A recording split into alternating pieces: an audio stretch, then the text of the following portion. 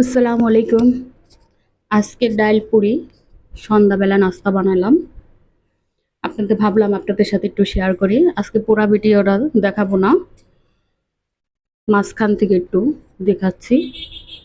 এখানে আমি আটার পুট্টি করে নিয়েছি, ভিতরে ডাল দেওয়া আছে। আর এখানে বেলে নিয়েছিলাম, আর এখানে একটি ভেজে নিচ্ছি।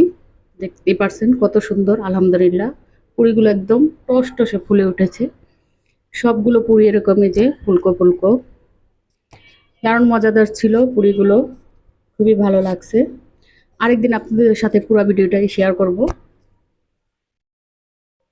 এই যে আমি এখানে আরেকটু ভেজে দেখাচ্ছি, দিয়ে দিয়েছি চুলায়।